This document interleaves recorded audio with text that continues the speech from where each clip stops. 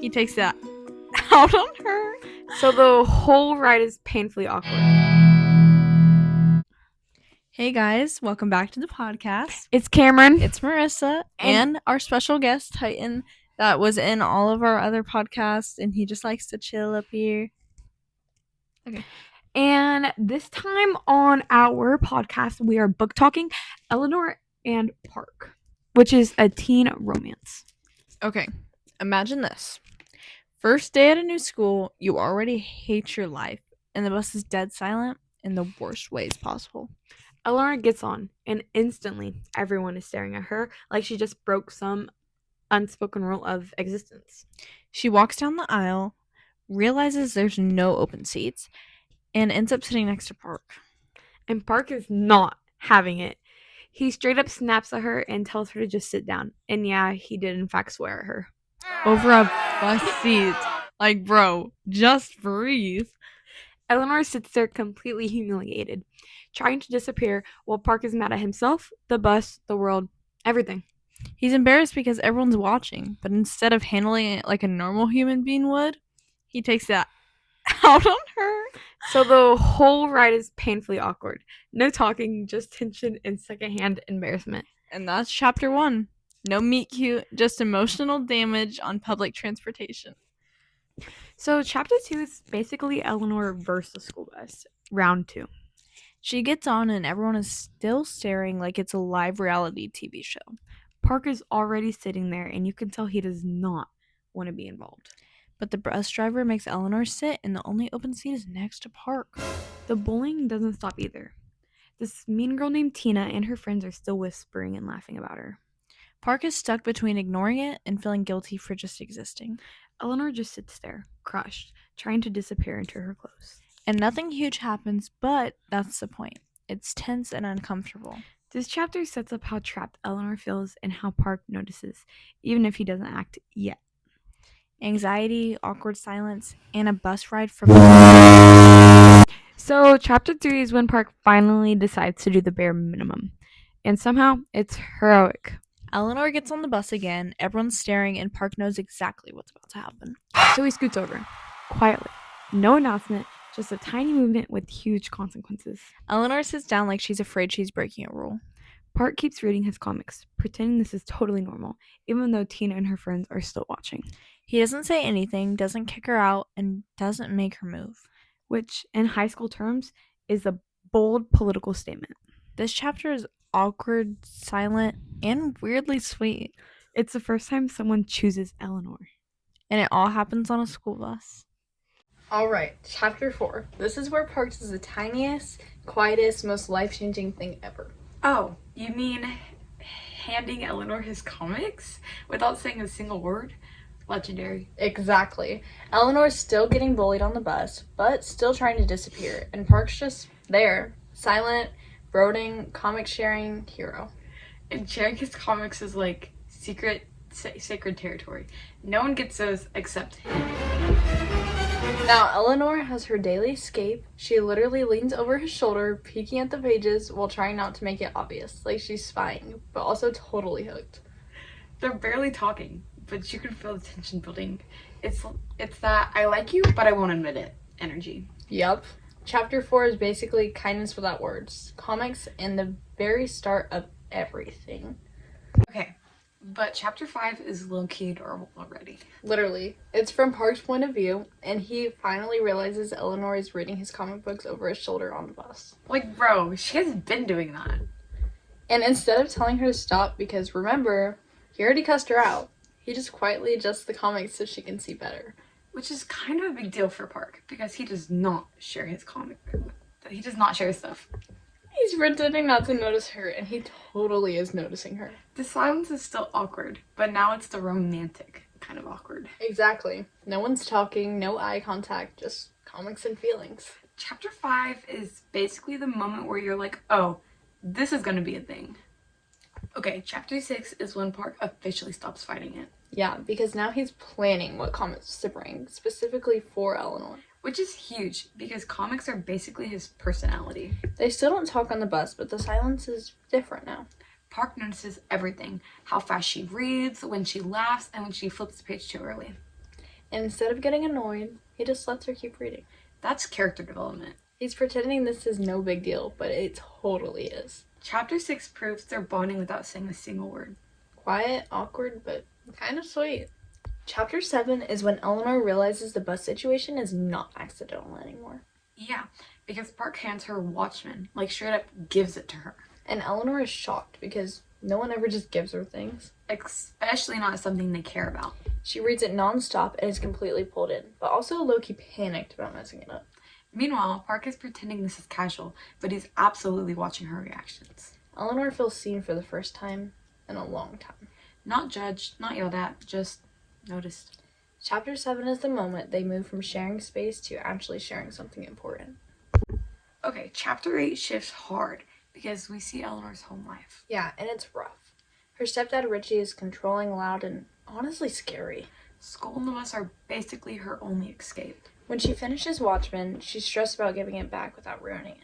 But Park just tells her to keep it and then gives her more comics. Which to him might seem small, but to Eleanor, this is huge. She hides the comics like they're treasures. Because for her, they're not just stories, they're survival. Chapter 8 reminds us this isn't just a cute bus romance. It's about finding safety where you can. Okay, Chapter 9 is when Park really starts paying attention to Eleanor as a person, not just the girl reading his comics. He notices her clothes and realizes she's not trying to be different. This is just what she has. That hits him, because Park's life suddenly feels way easier than he's ever thought. Eleanor, on the other hand, is still nervous about the comics and scared of messing something up. But Park keeps bringing them to her more and acting like it's totally casual. Which it's not, because sharing comics is Park sharing himself. There's still barely any talking, but there's understanding now. Chapter 9 is when their connection stops being accidental. It starts being intentional. Okay, so Chapter 10, things are getting real. Eleanor and Park are finally talking more openly, but it's awkward, cute chaos. Totally. Like when Eleanor's just trying to be normal and Park's teasing her about the comic books she's reading. You can feel that tension. You know, the do I like you, don't I tension? And then there's that moment on the bus where she's listening to his music. She's completely absorbed and Park notices. Which is both adorable and heartbreaking because they're still figuring out each other. Right. And the way he notices little things about her. Her hair, her clothes, her quirks. It's subtle, but it shows he's paying attention in a way no one else does. I love how the author Roel writes that nervous, excited energy. You can literally feel Eleanor's heartbeat racing and Park trying not to freak out about feeling too protective. Exactly. Chapter 10 is like the perfect mix of teen awkwardness and that tiny spark of romance that makes you root for them even harder. Chapter 11. You guys, things are heating up. Eleanor and Park are starting to connect in these tiny, perfect ways. Yes, like that moment when Park shares his headphones and she listens to his mixtape. You can just feel her surprise and delight. It's such an intimate little moment. And the way Park teases her about her reactions, like he notices how she's moved by the music. It's so subtle, but it shows how much he's paying attention. Meanwhile, Eleanor is trying not to overthink everything, but you can tell she's excited to be noticed. Those small touches, leaning closer on the bus, sharing the same comic, are huge for them. You get the tension, the crush, the excitement, all at once. Exactly. It's these tiny, sweet interactions that make their connection feel so real. Chapter 11 is basically the okay, we like each other, but we don't say it chapter. Alright, Chapter 12. Things are getting kind of intense. Eleanor's home life is showing more cracks and it's hitting her hard. Yeah, and her stepdad is being more controlling, and you can see why she clings even more to her little safe space on the bus with Park.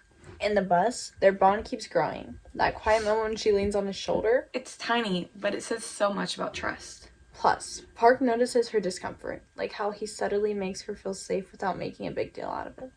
It's sweet but realistic. You can tell he's still figuring out how to navigate this too. Chapter 12 really shows the connection isn't always grand gestures, but sometimes it's just being there for someone when the world feels heavy. Alright, Chapter 13. The tension between Eleanor's home life and her bus life just keeps building. Totally. At home, things are tense and exhausting, but on the bus with Park, She finally feels like she can breathe. That contrast is so powerful. and that scene where they trade comics, it's such a simple act, but it's basically their way of saying, I get you, without words. Plus, Eleanor starts opening up a little, letting Park see more of who she really is. And he's paying attention, noticing all the small details. Chapter 13 is one of those chapters where you realize their bond isn't just crushy. It's built on understanding, empathy, and noticing the things no one else does.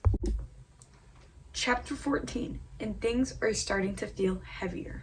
Eleanor's home life is just getting worse, and it's really shaping how she interacts with Park. Yeah, you can feel her stress and anxiety creeping into those bus moments. But what's beautiful is how Park just quietly supports her without making it weird. Like that moment when he notices she's upset and doesn't push.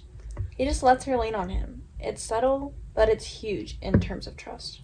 And their comic sharing continues to be this safe little bubble for them. Exactly. Chapter 14 is a reminder that love isn't always fireworks. Sometimes it's a safe space and someone noticing the little things that matter most. Totally. These chapters make you root for them, because every tiny interaction is a victory in a tough world. Chapter 15, and things are starting to get a little more tender between Eleanor and Park. Yeah, that scene where they share earbuds and listen to music together. It's so simple, but you can feel the connection growing stronger. And Park starts noticing more little things about Eleanor. Like how she reacts to songs or how she tucks her hair behind her ear. Those tiny details make their bond feel so real. Meanwhile, Eleanor is slowly letting her guard down. You can see the relief she feels just having someone on her side who doesn't judge her. Chapter 15 is basically a masterclass in showing how intimacy isn't always dramatic. Sometimes it's just two people quietly noticing and caring about each other. Chapter 16. Things are getting more complicated. Eleanor's home life is really starting to weigh on her, and it's affecting her mood on the bus. Yeah, you can see her walls coming up sometimes, but Park's patience is amazing. He doesn't push, he just quietly notices and supports her. That moment when they share a comic and she just laughs at one of his jokes. It's such a small scene, but it shows how much they trust and understand each other now. Exactly. Chapter 16 is a reminder that love and friendship can be your safe place when everything else feels chaotic.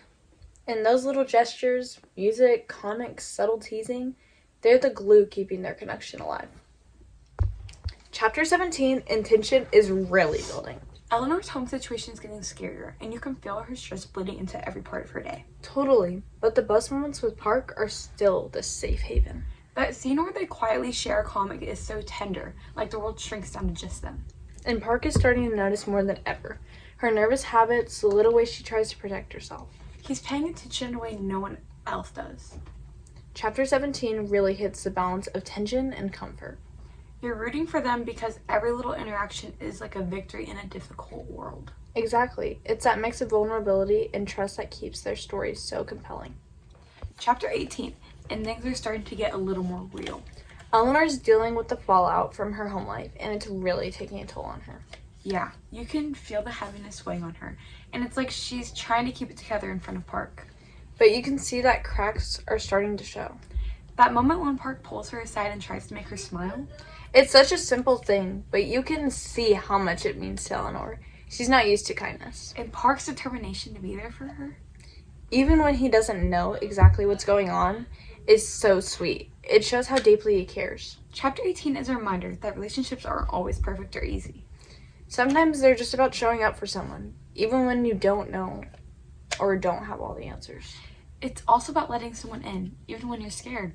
Eleanor's starting to let Park see the real her, and it's a huge step forward. Alright, chapter 19, and the tension is reaching a new level. Eleanor's home life is getting worse, and it's really affecting her mood and confidence. Totally. But on the bus, the moments with Park feel like a fine line.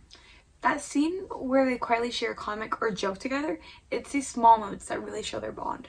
And Park is noticing more and more about Eleanor. Her quirks, her fears, and how much she's holding inside, you can tell he genuinely cares. Chapter 19 really highlights the contrast between Eleanor's chaotic home life And the calm, safe space she has with Park. It makes you root for them even harder. Exactly. It's that mix of vulnerability and trust that makes their story so relatable and heartfelt. Okay, chapter 20. Eleanor's home life, still a total disaster. Mom's slipping out, stepdad's being, well, terrible. Right? And Park is trying to help without getting himself yelled at. It's like walking through a minefield in sneakers. They actually start talking more too, like real sentences instead of just awkward glances or comic sharing. And it's still super awkward. Yes. And remember that after school hangout? Every little thing goes wrong. Bus is late, Eleanor spills her stuff, Park tries to help, chaos. But somehow it's cute.